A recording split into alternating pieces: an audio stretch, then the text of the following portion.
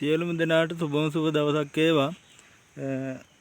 අද මම ඔයාලට නැවත මේ එනසල් සම්බන්ධව වීඩියෝ එකක් කරන්න හේතු වුණේ මේ මගෙන් ප්‍රශ්න කීපයක් අහලා තිබ්බා මේ ගොඩක් කට්ටිය මේ එනසල් වල මේ මල් විතරයි හැදෙන්නේ, ගෙඩි හැදෙන්නේ නැහැ. ඒ වගේම පැල කොහොමද ගන්නෙ කියලා මේ වගේ ගැටලු කීපයක් මේ මගෙන් අහලා තිබ්බා.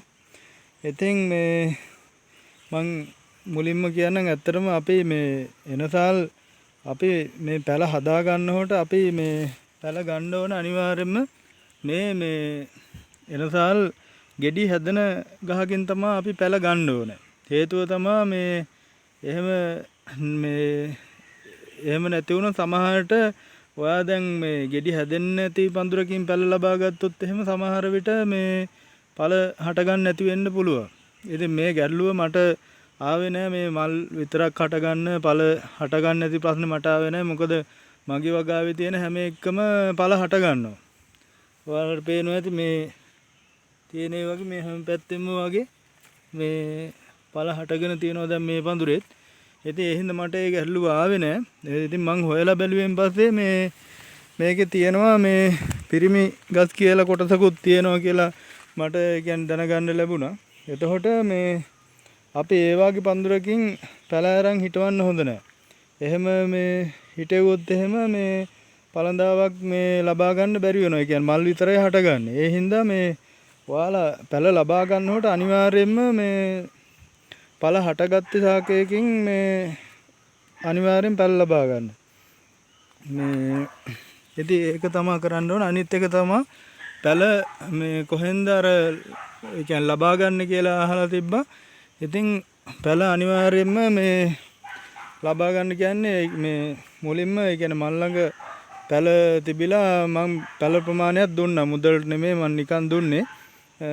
ළඟපාත ඉන්න අයට දුන්නා. දීලා තියෙන පුළුවන් අයට. නමුත් දැන් මම රත්නපුරේ හිටියොත් අනිත් එක්කෙනා එක්ක මඩ කලපුවේ එක්ක බදුල්ල එහෙම. එතකොට ඒවා ප්‍රායෝගිකව ඇත්තටම පැල ලබා දෙන්න බෑ. නැත්තම් ඔයාලට මේ පේනවා ඇති මේ පැල දෙන්න පුළුවන්. බැරි කමක් නැහැ. දැන් මේ පඳුරකින් මේ පඳුර වලින් පැල ගලවලා ඉවරලා මේ පැල දෙන්න පුළුවන්. බැරි කමක් නැහැ.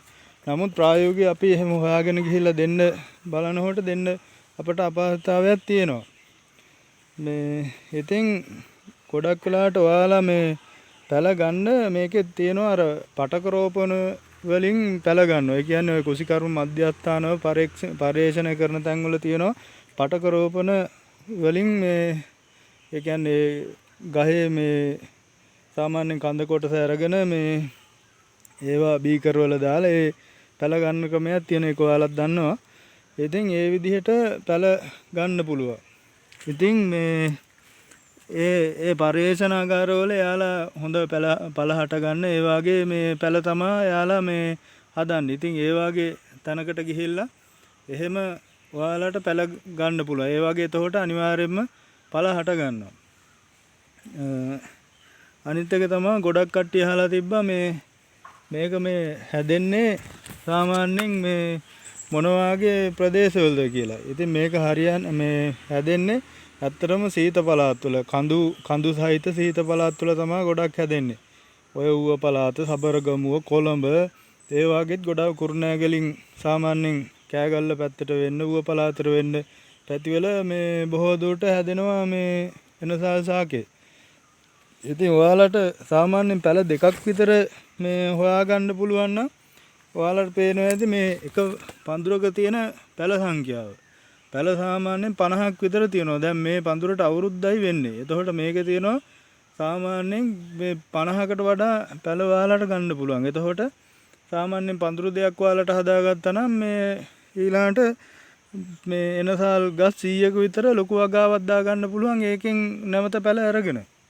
ඉතින් මේ එහෙම ඔයාලට ව්‍යාප්ත කරගන්න පුළුවන්. ඉතින් එනසල් ගොඩක් තැන්වල එනසල් තියෙනවා. කායෙන් හරි ඇහුවනම් ඔයාලට ඔයාලගේ කියන්නේ ආසන්න පැත්තකින් පැලයක් ලබා ගන්න පුළුවන්.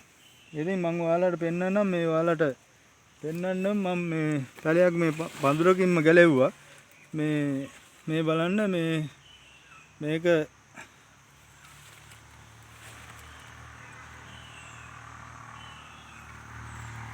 ඔයාලට පේනවා ඇති මම මේක අරන් තියෙන හැටි මේකේ සාමාන්‍යයෙන් මොරෙයෝ දෙකක් පේන්න තියෙනවා. අපි මේක මෙහෙමම හදනවා.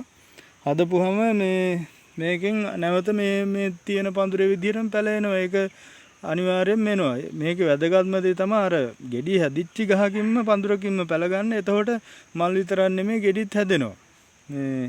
මේ බලන්න මේකේ මේ කැපුම තියෙනවා.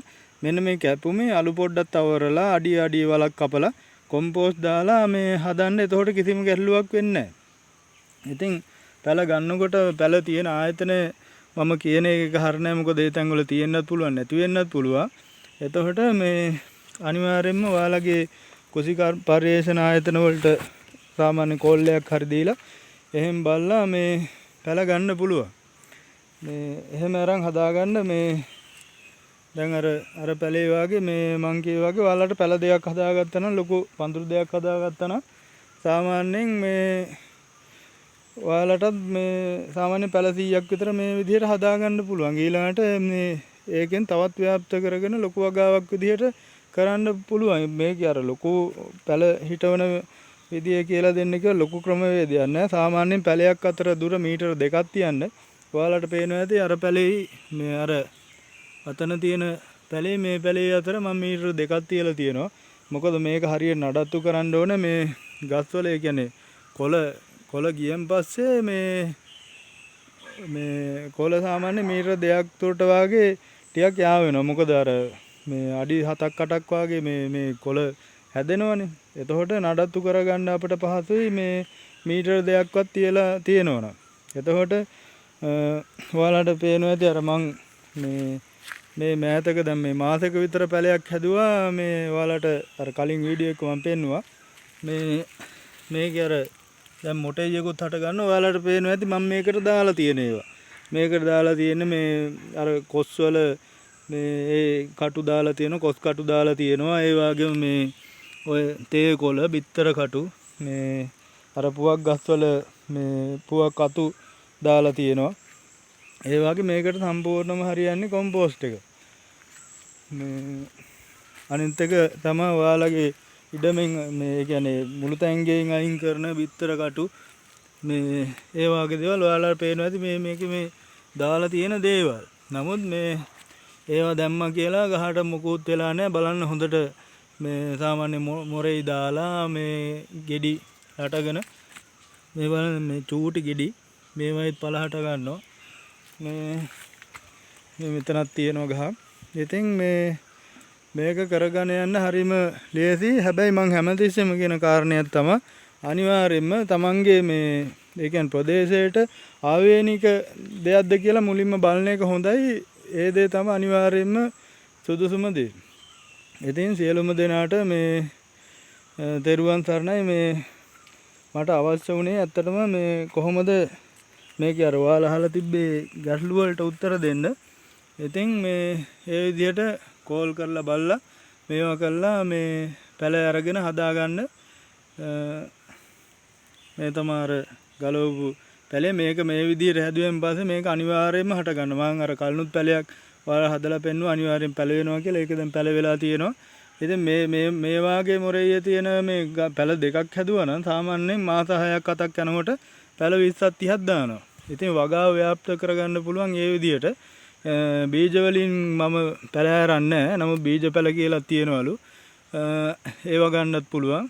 ඉතින් ඵල අනිවාර්යයෙන්ම හට ගන්න පඳුරකින්ම අරන් හිටවන්න. එතකොට මල් විතරක් නෙමෙයි අනිවාර්යයෙන්ම ඵල හට ගන්නවා. ඉතින් සියලුම දෙනාට තෙරුවන් සරණයි.